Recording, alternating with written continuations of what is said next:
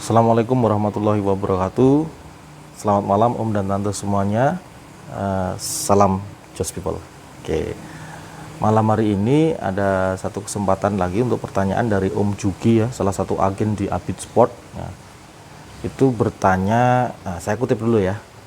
Om, dulu reseller kita aktif slot, tapi sekarang pada macet beberapa karena efek logistik dan estimasi produksi kemarin.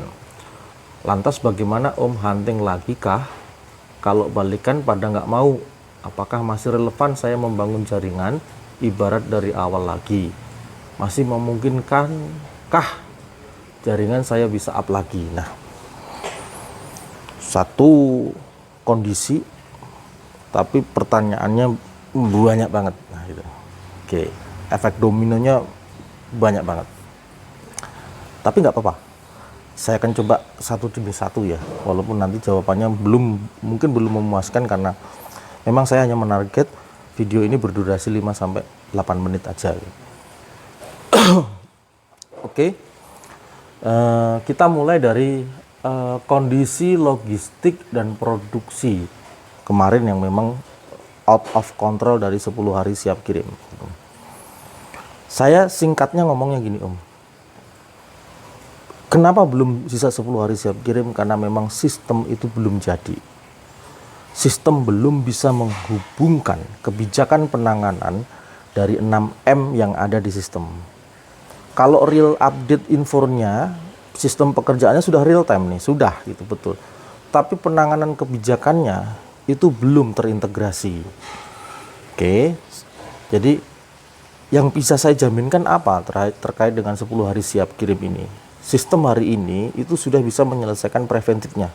Jadi manakala ada masalah-masalah yang bisa mengarah ke lebih dari 10 hari siap kirim, akan ada warning system di jajaran manajerial ini yang bisa mengambil tindakan untuk entah melakukan percepatan atau normalisasi ya, dan juga melakukan penanganan untuk tidak membahayakan sistem produksi 10 hari siap kirim ini di waktu berikutnya.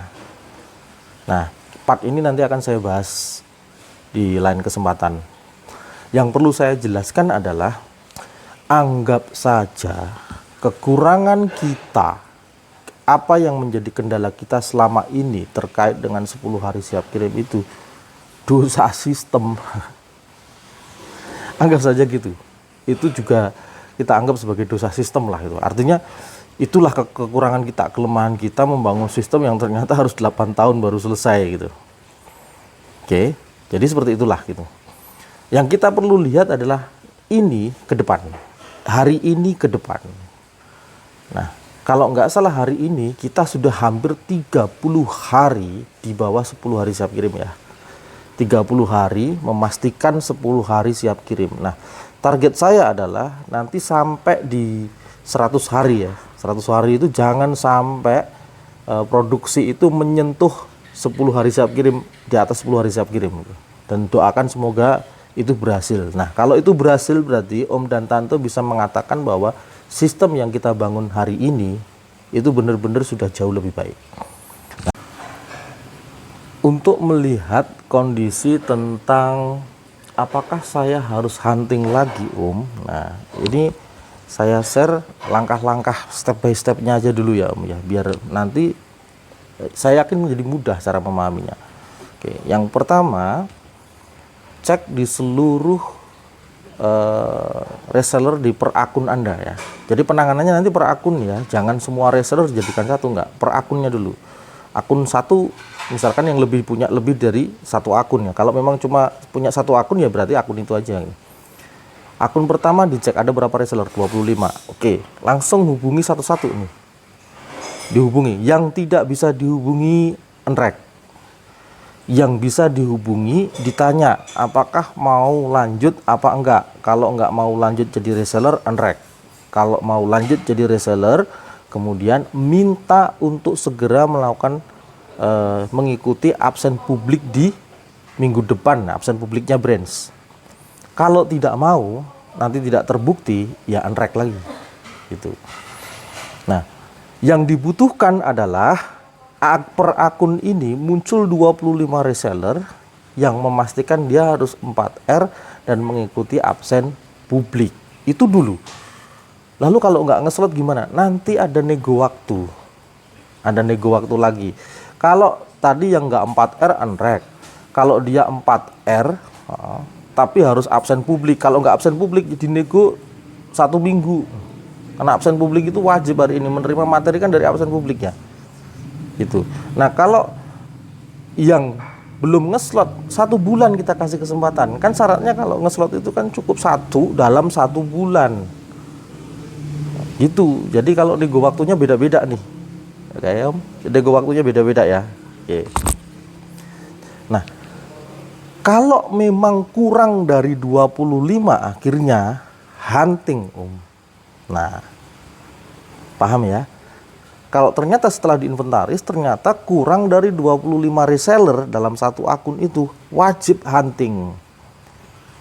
Wajib hunting.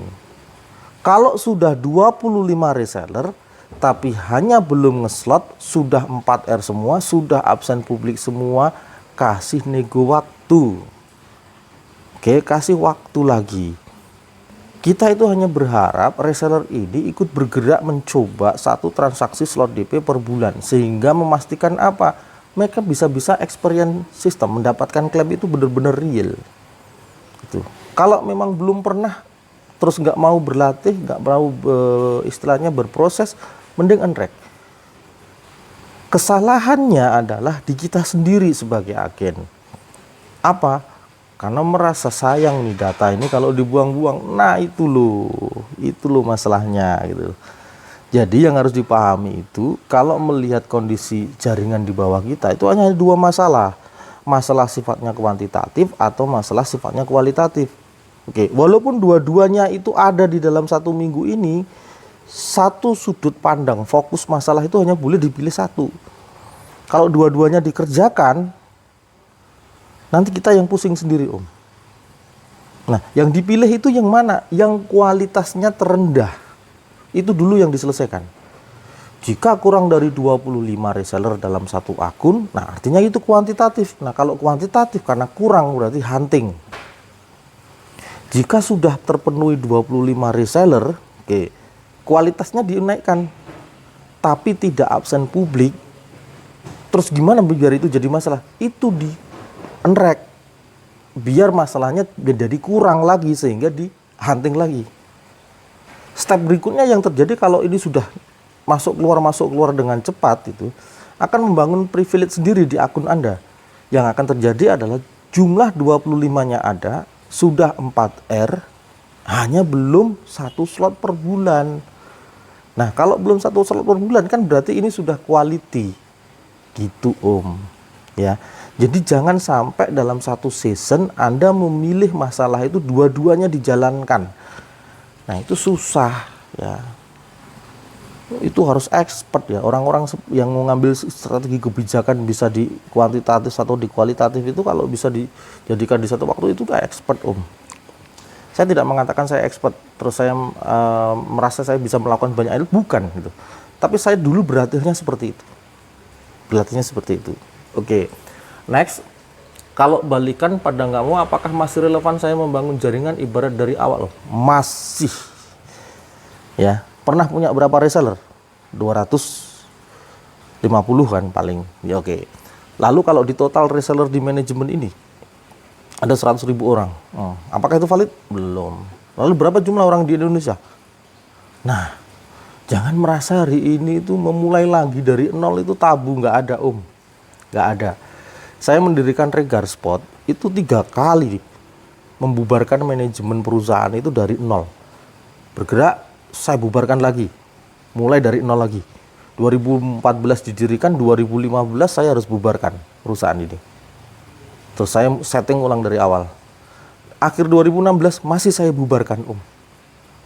Sampai 3 kali perusahaan ini saya bubarkan untuk kemudian menentukan formula, menentukan strategi, sampai kondisi faktanya itu memang benar-benar harus berjalan. Jangan ketakutan, tidak ada yang terlambat dalam hal berproses itu ya.